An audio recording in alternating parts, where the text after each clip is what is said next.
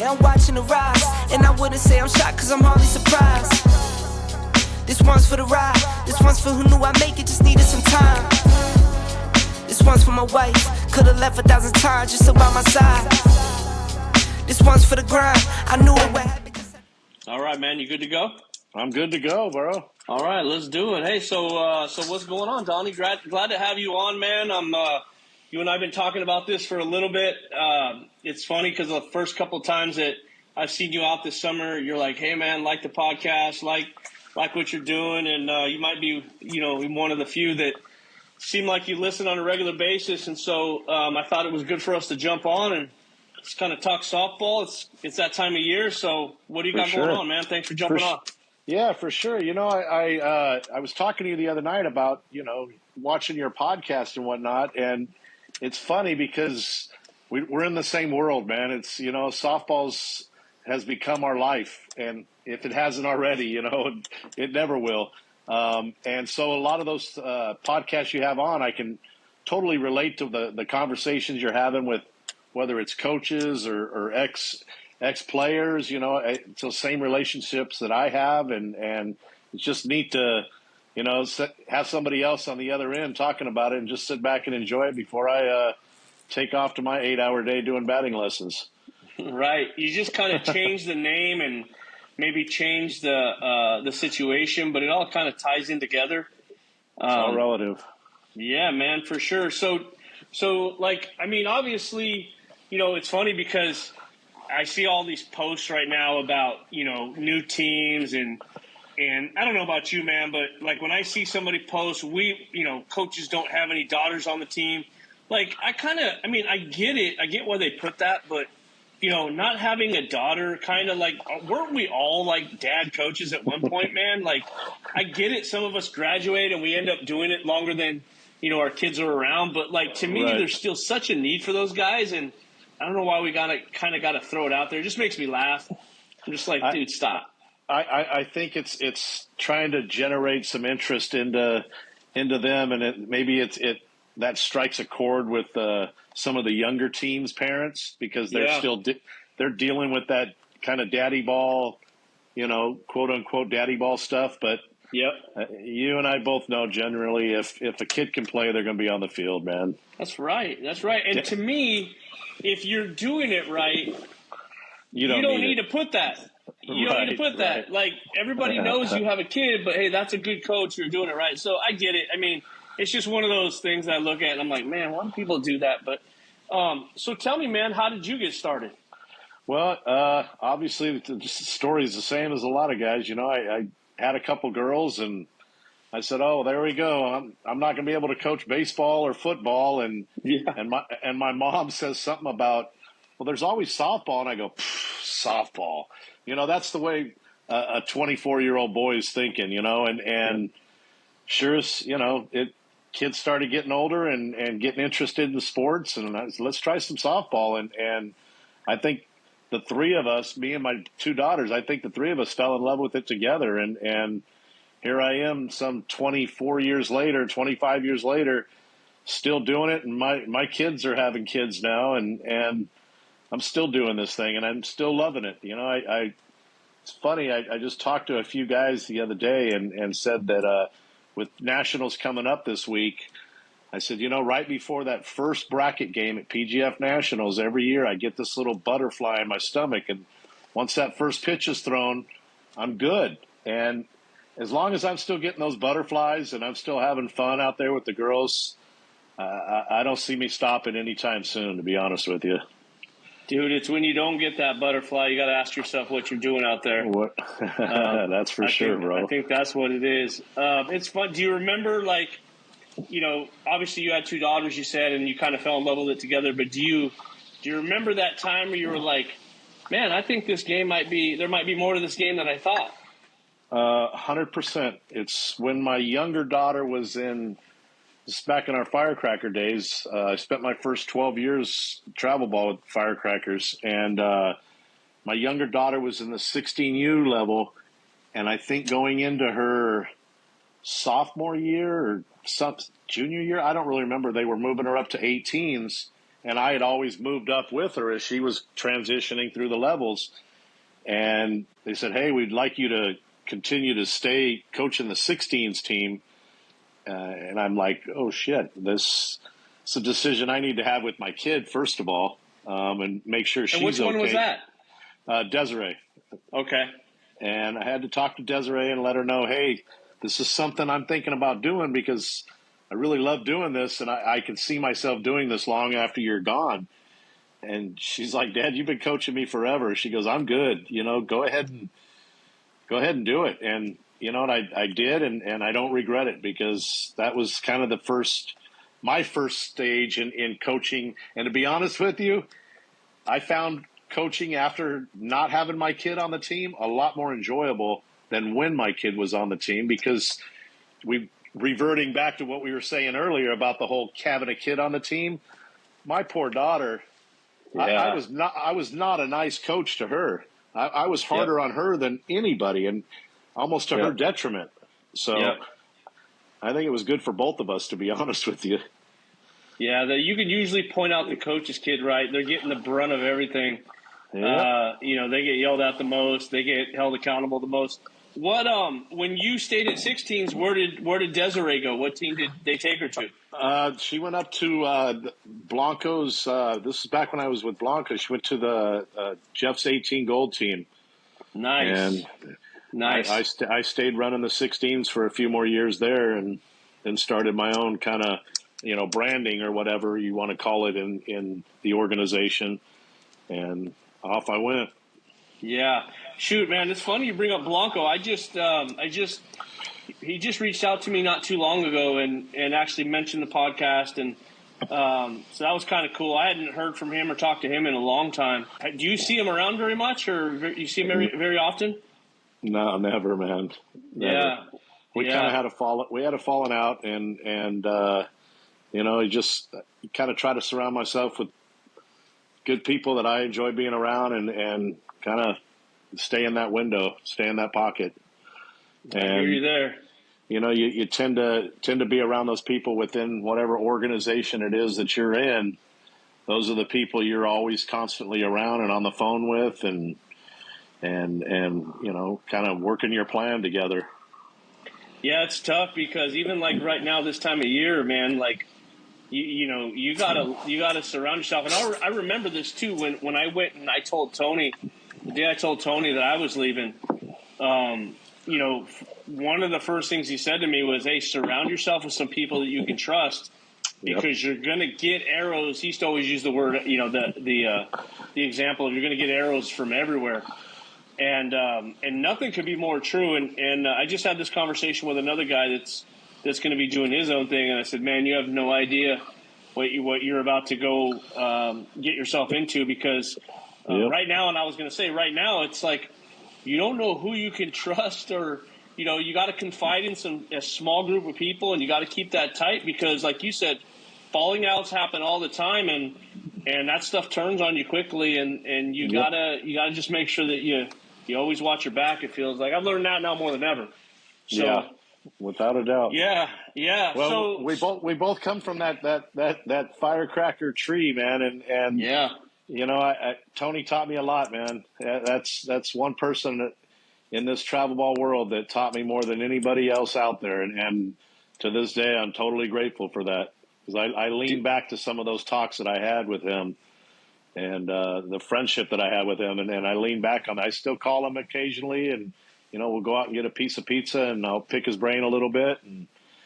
And good stuff, man. I try to leave places in a good note to where I can always refer back to them. Yeah, to me, that's the one thing too. I think I've always learned, and I probably picked up some of that, seeing some of the examples of people that left, like yourself, that leave on a good note, man, and don't burn bridges, because the travel ball community is small, and no matter how much you think you know, or who you think you know, or what you did in the past, doesn't matter. It's about now, and it's about doing it and being relevant now.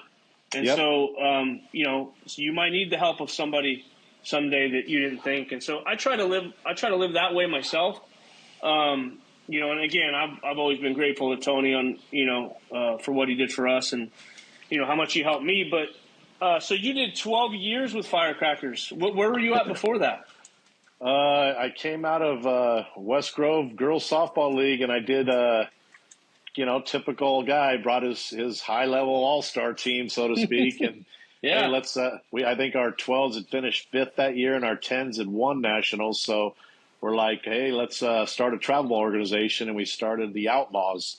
I did that for 1 year because I think the first time we stepped out on the field, we were playing Batbusters McNee, and a week later I lost my number one catcher and assistant coach to the Batbusters, and I said, oh, I'm in a different world now.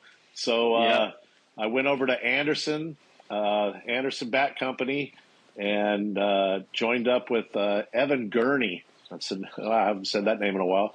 And I was with Anderson for a year and got hooked up with Ken Lawners. I brought over about 6 of my kids and joined his 14U firecracker team at the time. And I think at that time, I honestly think there was maybe 3 firecracker teams in the entire organization back then. And we had the yellow helmets and what we used to call our McDonald's championship uniforms, and jumped on that wagon, and I learned a ton from Lawners, and then I was with Blanco, and then off to with Georgia Rajo for a year, and then finally kind of branched out on my own and did that for a while as well. So, holy crap, going back. You named off some names. You just named off some names, man. I just saw George yesterday.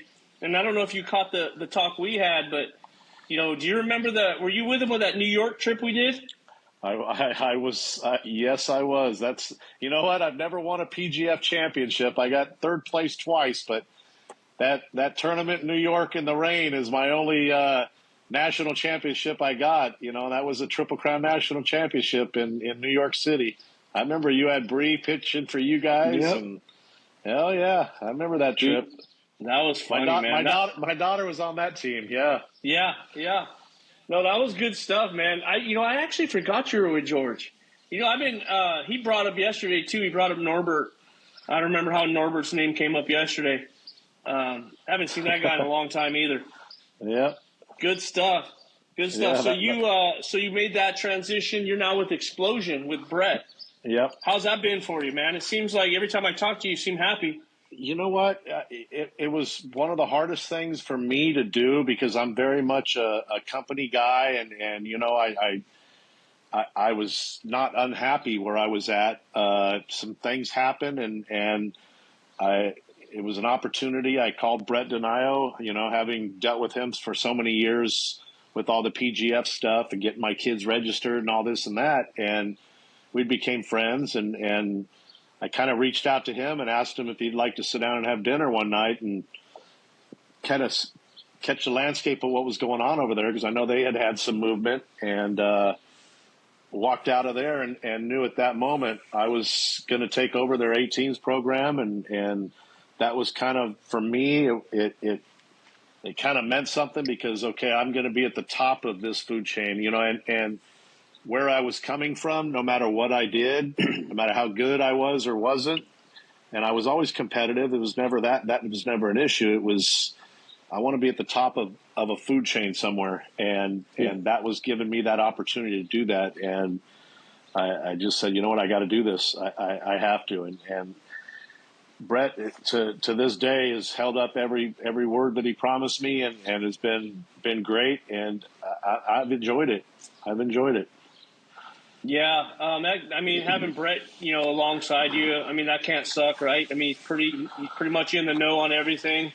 I'm sure, births and things like that got to be a little easier, right? And there's no problem with that, man. Like, I think, if you got it, you got to take every opportunity that you get, and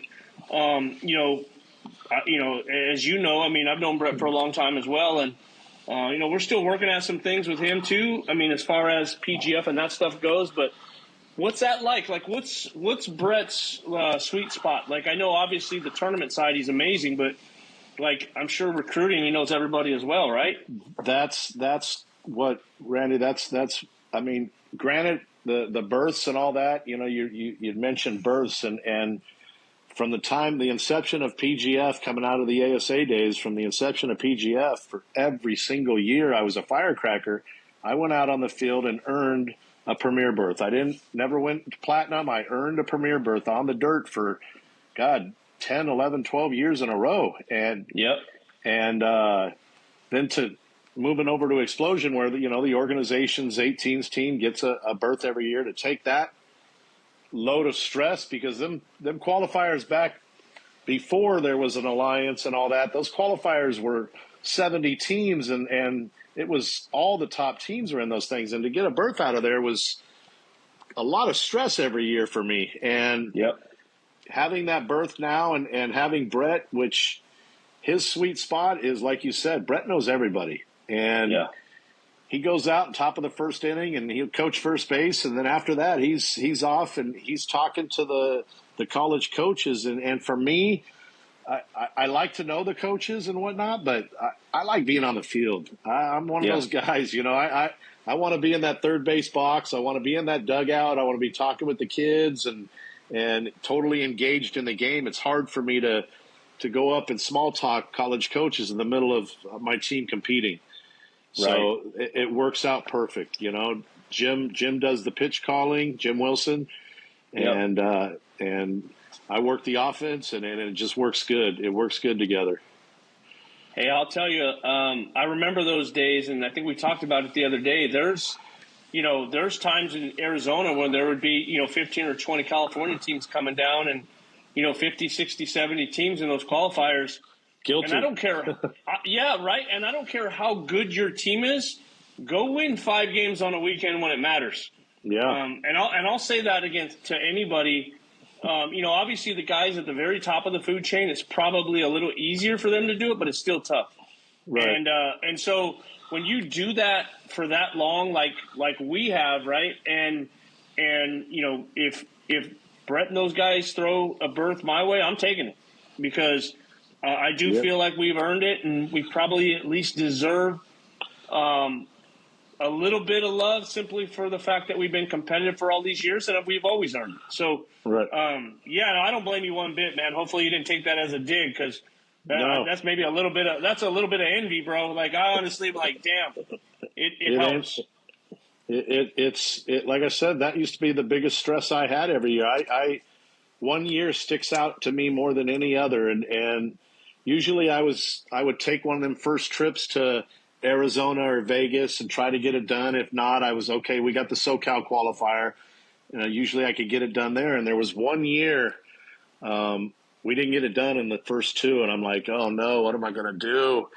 And there was one last qualifier in Oregon, and I told all the families, we're going to Oregon, and you're basically leaving Oregon straight to Colorado. I said, we're doing Oregon. And we got out there, and, you go right into bracket play, right into elimination game, right out of it. There's no pool play, no nothing. And we started our first bracket game, and we lost, double elimination. I'm like, uh-oh. I'm down 1-0 in the 6th inning of the second game, and I'm thinking these parents are going to hate me. I'm costing them a lot of money.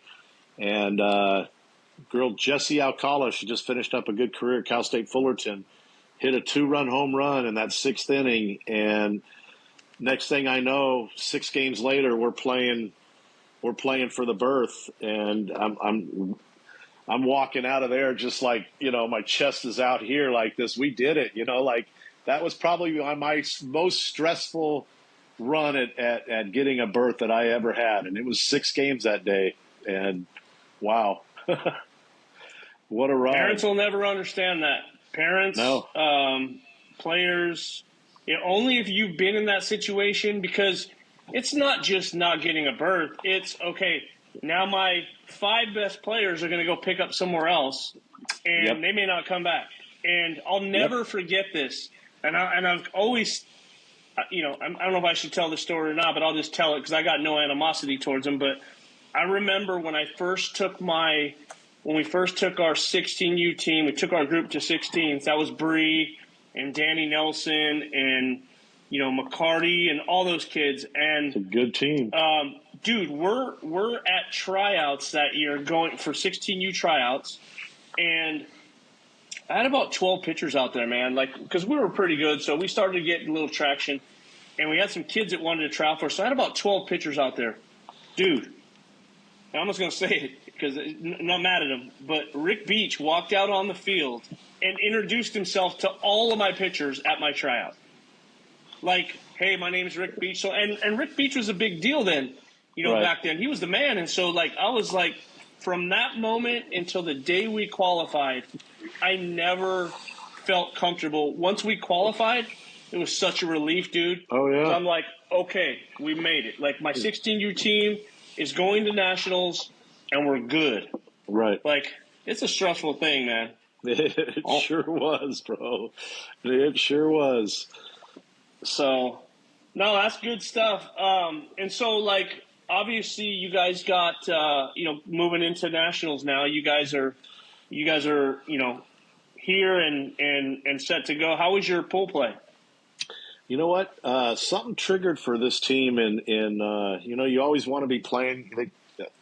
Everybody wants to be playing their best at this time of the year, and more often than not, it doesn't work out that way. Whether it's injuries or the seniors are kind of leaning a little bit towards their college year and kind of forgetting about it. But something happened to us in Colorado. We had lost our first couple pool play games and come out and had a real big win. And for some reason, the kids came together like super tight. We started hitting.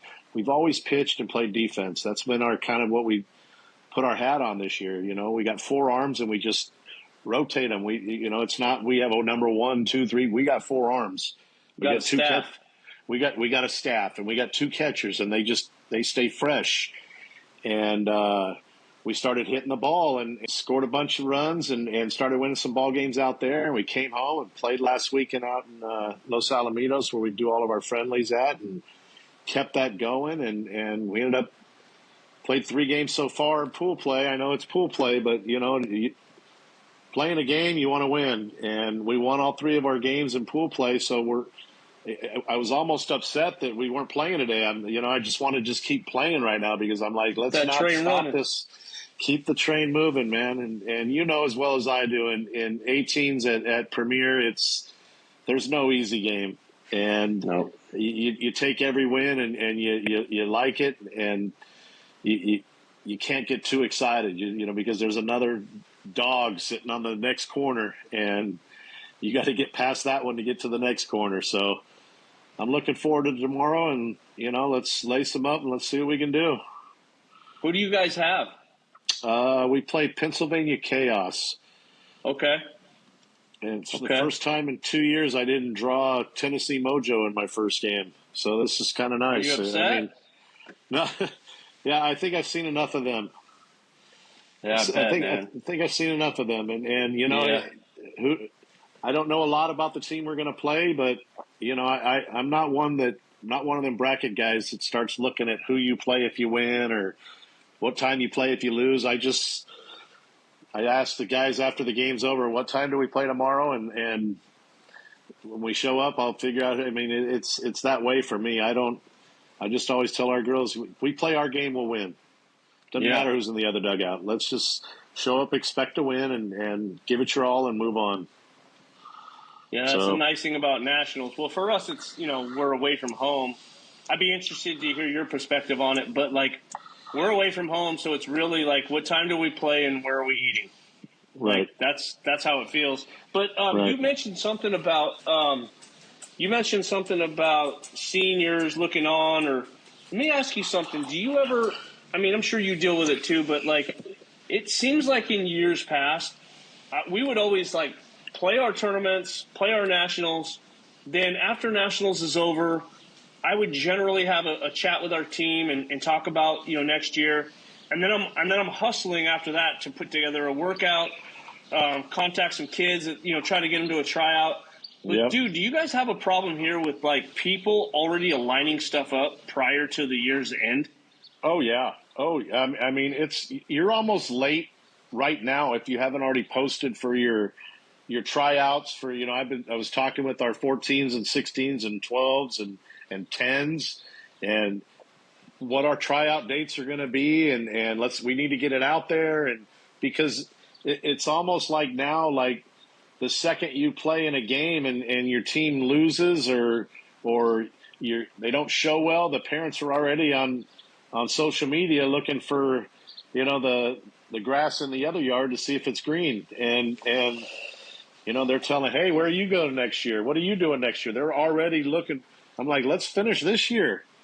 But that's just not the way. I mean, we used to finish nationals and have a week off or 2 weeks off and then have a tryout. And now it's especially at the younger divisions. And, we don't typically do tryouts anymore, but we throw it out there and see if we can, some random will show up and surprise us. But for the most part, we're trying to make sure that that's happening already ahead of time. But, now it's like one guy had to do it that Saturday sooner. And then as soon as he did, everybody did theirs. Then the next guy. So now I've seen people go into tryouts already. 10s and 12s are hosting tryouts and they haven't even had their nationals yet. They're like, we had 60 kids out there. What?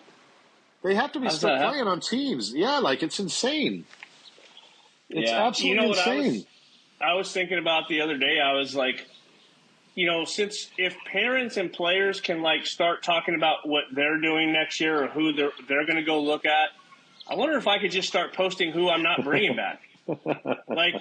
Post who I'm not bringing back. Post who's kind of got a spot, but I'd like to upgrade. And I guess we all have options. That's one thing I always tell my kids, okay, I get it. You guys are all good enough to go play on most any team, right? I don't care where it's at or who coaches it. But for the most part, we have, just like you guys, we have kids that can go play almost anywhere. But, can we just finish the year? I mean, at least finish, make it to where we're respectable. So at least if you care about me a little bit, you can help me rebuild the thing. But it's just not like that. And I guess that's just the world we live in. But yeah, I'm the same, man. I've got some things in the works. I'm trying to look ahead a little bit. I got a list going, but man, I just like to, what we do this week matters. You go win 2 or 3 games, and then it helps you.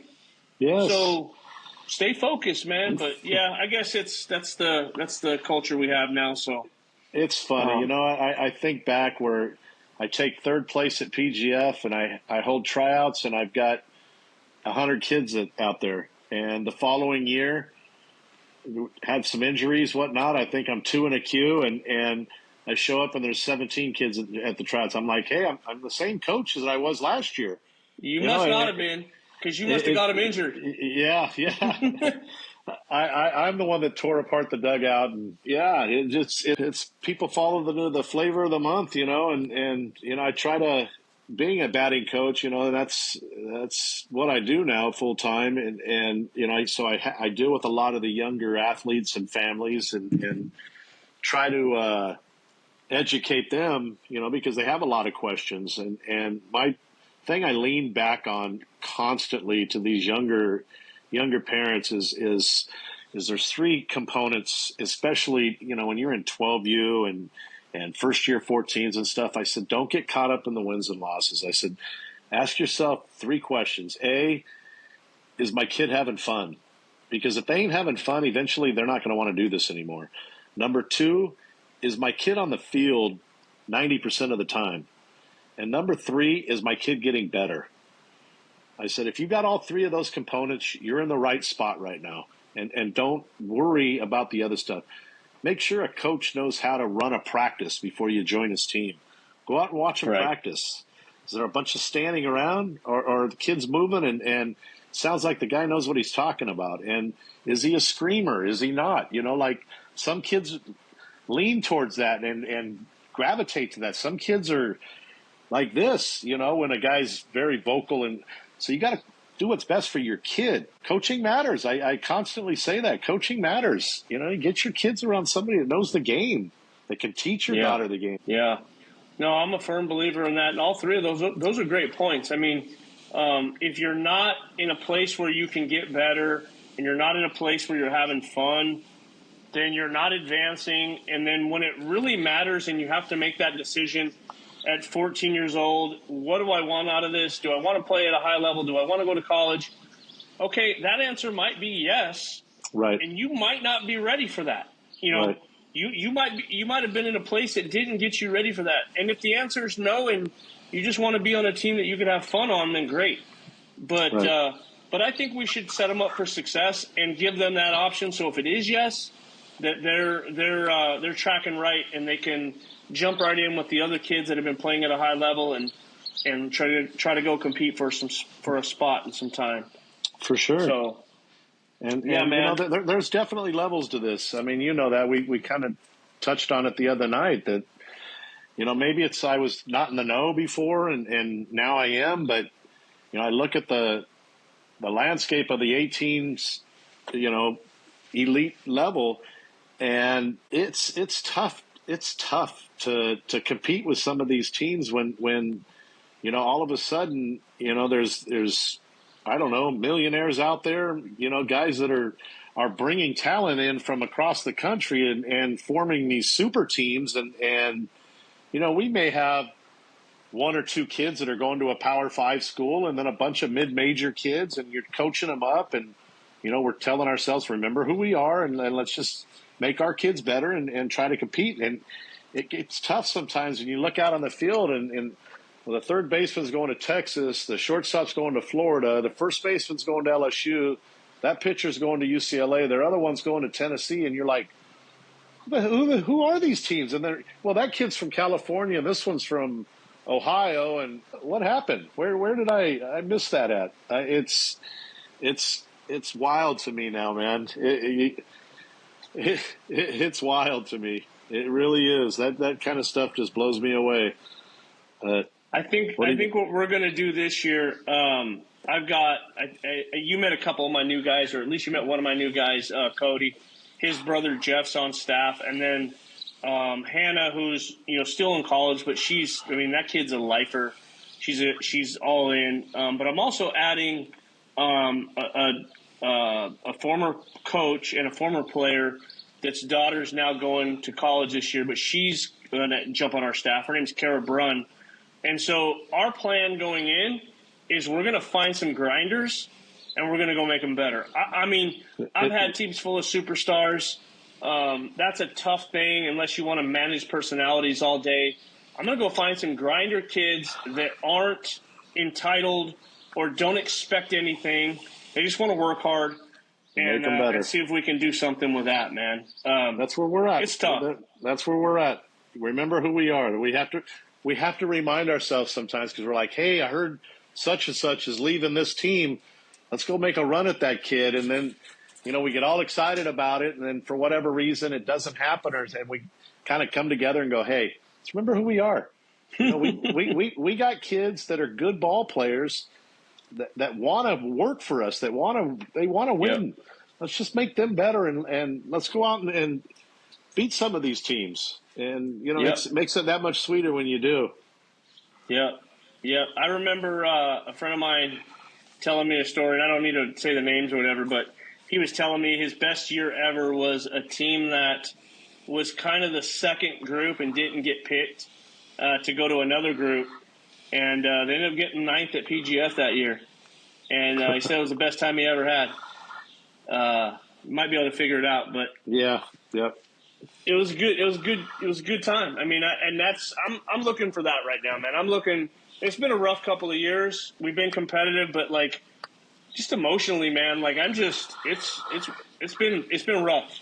So I'm looking for just good energy, man. Good hardworking kids, and we'll do the rest. Yeah, we practice, man. Yes. Some of these teams, they don't even practice. They just they meet together and they play, and then they all fly home, and that's that. And I mean, I enjoy practicing. I enjoy teaching the game to these kids and trying to hone on their skills and get them better. That part of it's fun to me. Yeah. What you were telling me the other day, how many batting lessons do you do a week? This is what started out as a hobby has turned into a full-time job. there was a time where I was, even as recently as say 2 years ago, where I was doing about 27, 28 a week. And over the last year, it kept creeping up. And the past year, I've been pretty much at 60 to 70 a week. And going into Colorado, there was a couple weeks before I went to Colorado, I was doing over 100 lessons a week. I mean, and they say, "Hey, coach, you got to lay off of those energy drinks." Yeah, you try having the energy at 54 years old for a 11-year-old after you've already done 14 batting lessons. I need a little pick me up now and again. So for sure, I enjoy it. I really do. But sometimes it's a grind, man. When you're in that cage for 11, 12 hours straight, doing lesson after lesson after lesson, it's a grind. And not all lessons are created equal. There's some of those kids that they get in there and you're just like, oh man, you see them walking up, you're all right, I'm looking forward to working with this kid. And then there's some kids that, I don't know if they're there because mom and dad want them to take lessons, and they won't look you in the eye, or they're very, and those lessons get tough when you have those kind of lessons. So yeah, it's a full-time job, man. I'm enjoying PGF weeks to kind of get away from it for a little bit, to let the arm rest, thinking how many thousands of pitches I must throw a week. Oh, man. I know how many I throw, and I don't do nowhere near that amount. It's funny because people just look at it, 100 a week, and they want to try to do the math, but they don't realize how whether you do a 30-minute or a 60-minute, whatever it is length that you do here, it's work, man. It's you gotta get creative. Maybe sometimes they're not feeling something, and you're just trying to get them to make a certain move, and it is hard. You have to have a little bit of experience. You do, and you can generally tell. I mean, like you said, you've been doing it. You give these kids some homework, and hey, work on this in the mirror, work on this at home, so next week we can move on with what we're doing. And then you get back and you're doing the same thing. And, like I said, there was times where I was struggling trying to get more lessons, and I would stick with those kids. And I'm at the point now where I'll call their parents right into the cage and go, look, she doesn't want us to do this stuff at home. You guys can find somebody else to work with, because I want kids that want to be here and want to get better. So now I've kind of turned the tables a little bit in that aspect, to where I'm starting to get more and more and more kids that want to be there, that want to get better, that I know when they leave, they're doing their stuff at home, and I'm seeing the progressions. I'm getting the text messages and videos of my first over the fence home run in 12U, and that kind of stuff makes you feel good, man. And I tell them, don't be afraid to send me those videos. I'm almost like a parent when I see those videos from people. There's not too much you can send me. I love that stuff, man. There's no shame in a proud coach moment, man. No. That's what keeps you going. That's what refuels you. Absolutely. We don't want to bother you. We don't want to bother you. No, you're not bothering me. Trust me. You're making my day a lot of times. Right. Would you do any fielding or anything like that? You know what? I used to do some outfield classes and stuff like that, and there's definitely a niche for it, because there's a lot of guys that do a lot of infield stuff, and very good coaches around here that do infield classes and stuff. But there's not a lot of outfield stuff. And my daughter used to be an outfielder, so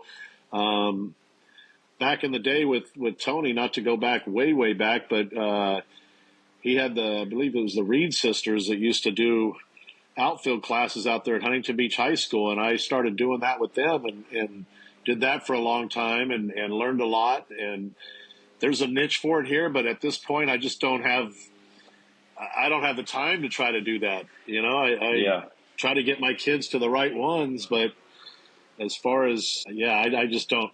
And I'm not that guy that tells my players, you have to come to me to hit. You have to come to me for this or that. I don't do that. If a kid's hitting, who am I to tell them to come to me?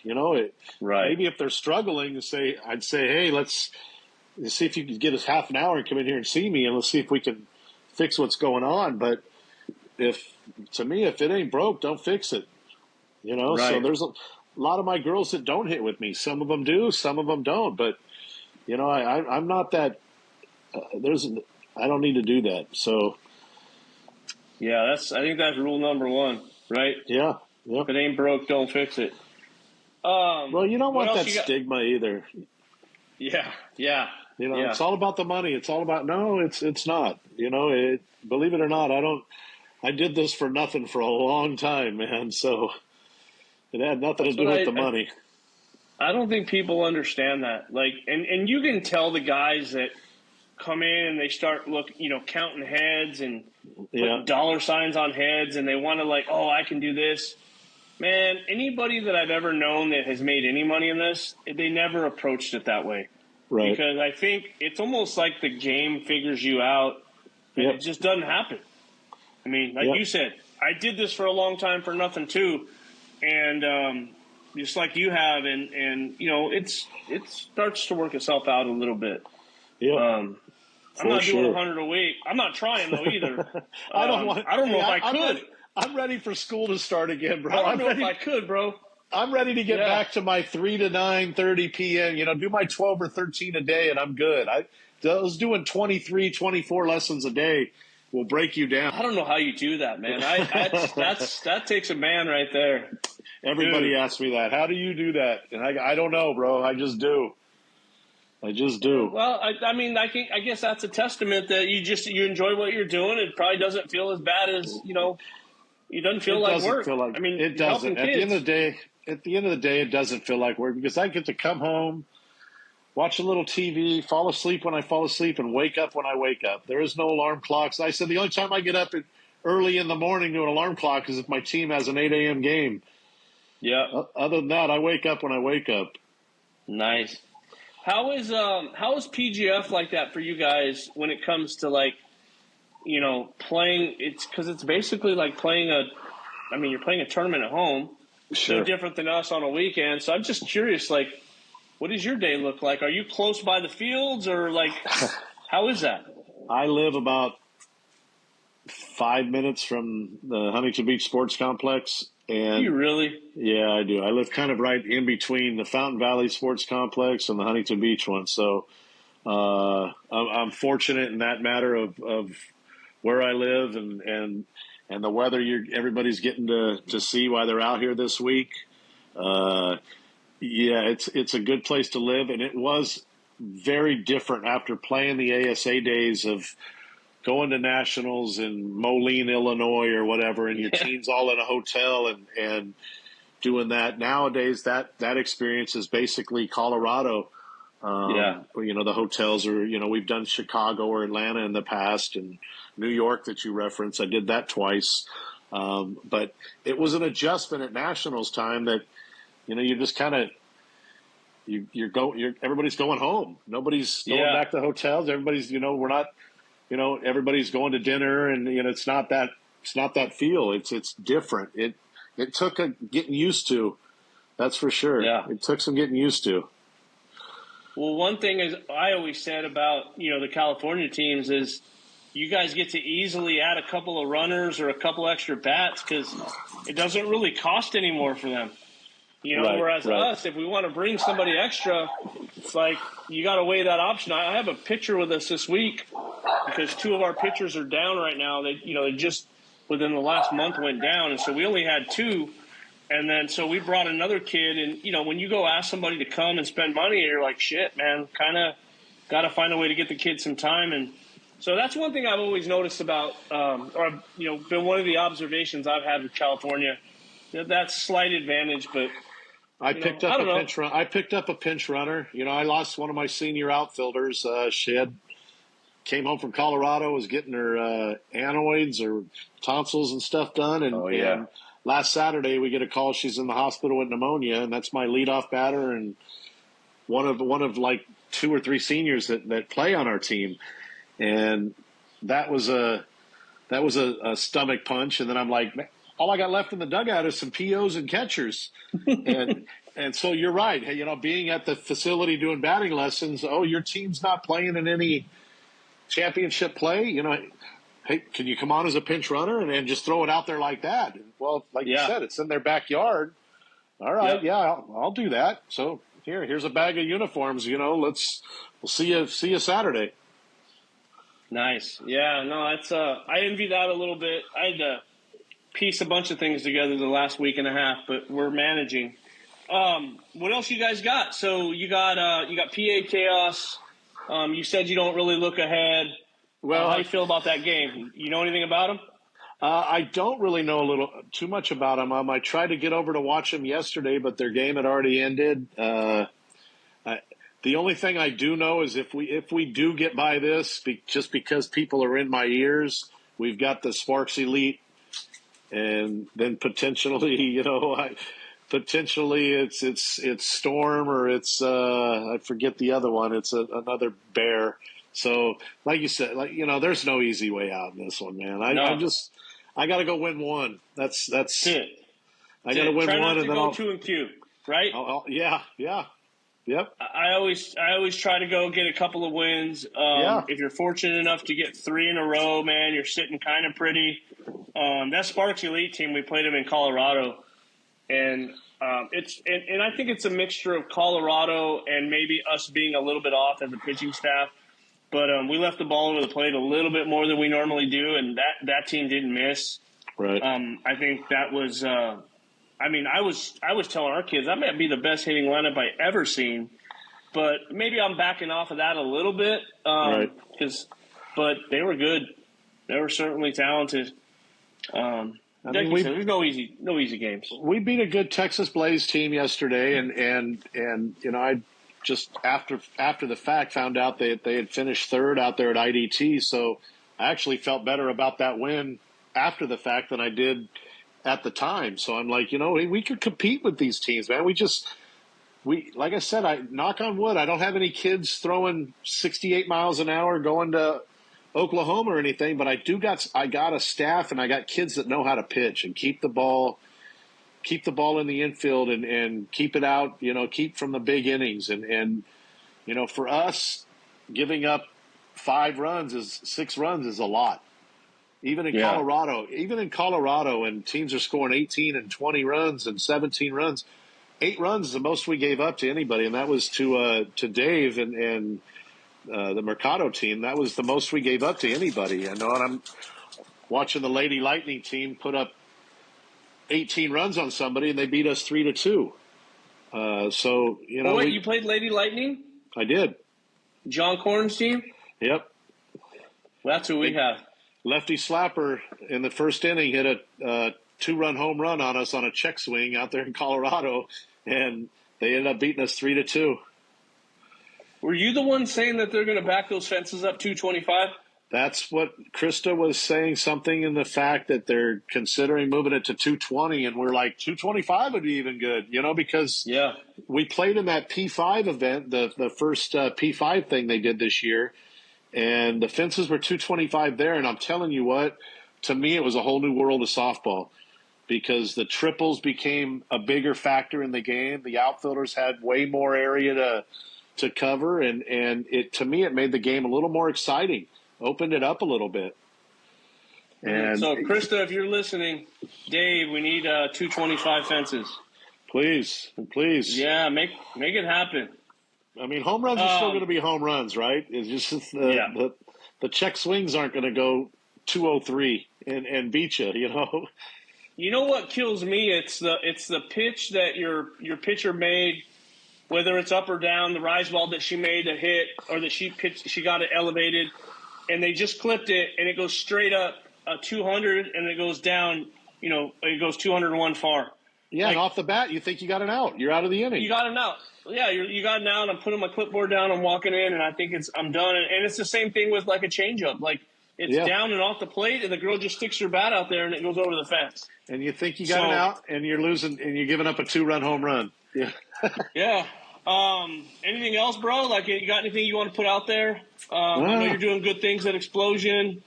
How many more years are you going to do this?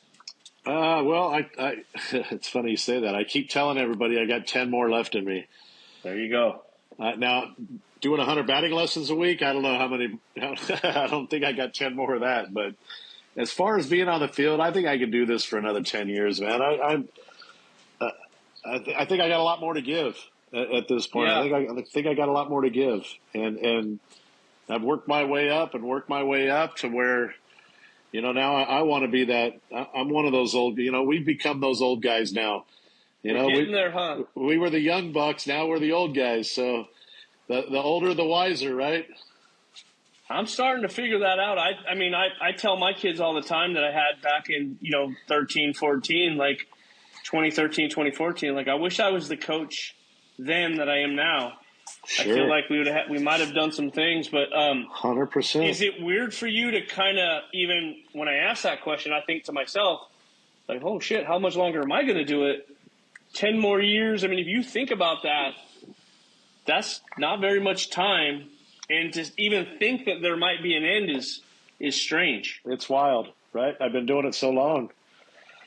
My little girls were, they were in T-ball, and I remember first time putting a uniform on, and now I got a grandson that's getting to that age, and it's wow. Time does fly, man. Time does fly. How old's your grandson? My grandson's 3. He just turned 3 this right before I leave for Colorado every year is his birthday. So that year that he was being born, I'm like, oh no, let's have this before we take off, and otherwise I'm gonna be catching a red eye home from Colorado. And the good Lord made it happen. He was born in a week before we leave for Colorado every year, so it worked out well. Isn't it such a blessing, man? Like you can't even describe. You hear people say it all the time. Your grandkids. But dude, it's different, huh? I'm obsessed with that little guy. Yep. That's like, I never thought I could love somebody and my daughters, I told them, you guys were like this. Now you've taken one step down and little man's up on top now. So yeah, you can't do no wrong in my book, man. I'm there with you, man. I got a little granddaughter. She'll be 1 in August, and dude, I know the feeling. I get it now. It's different. It's fun. And again, I look at it too and go, 8U is 7 years away. We'll see what happens. Dad's like, I just don't want her catching because he's a catcher. Right. He's like, it's bad. It's hard on the knees, and my labrums and his hips are kind of hurting, but yeah, it'll be interesting. I'm excited for it. Yeah, they keep telling me, does this mean you're going to switch to baseball? And I'm like, no, why would I do that? I'm going to let him do his thing. I said, trust me, when he's about 11 or 12 and I'm bringing him around a bunch of 17-year-old girls, he's gonna not be mad that grandpa's still coaching softball. Trust me. Nope. You want to hear something funny on that note?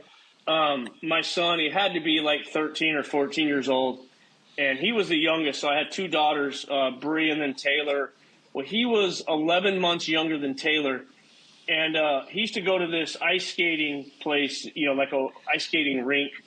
And one day he brings over this girl, and I said, hey, how did you meet Christian? Because she played softball, right? And he's like, oh, well, I was talking to your son, and he, saw my shirt. It was a softball shirt, and he's like, hey, do you know this guy? Do you know this guy? And so what my son figured out is that with the girls, if he saw softball stuff, he figured out he knew all the names, he knew all the teams, he knew all the events. And then at that point, we were just kind of starting to get a little bit relevant. So he'd throw my name out there or my daughter's names out there, dude. And then, of course, like there was always a connection, right? There's always some connection. So he was using us to meet girls at 13, 14 at the ice skating rink. Attaboy. So, yeah, man, softball is it's a big part of our life. I know it's a big part of yours. No doubt. Man, I wish you guys the best of luck this week. Hopefully one of us someday can go get close and make a run. It'd be special. Yes, it would, bro. Yes, it would. Climbing that mountain is always a fun thing. Nah, man, I just thanks for having me on, bro. Like I said, I'll keep watching and being a fan and enjoying these things, and good luck to you guys and your team as well, brother. Thank you, bro. I appreciate you. We'll try to catch up. We'll try to catch up maybe after this or at some point, maybe we'll check in before the new seasons get started. No doubt. Okay, brother. Good having you on. All right, Thank take you. care, bro. All right. Later. Yeah, later.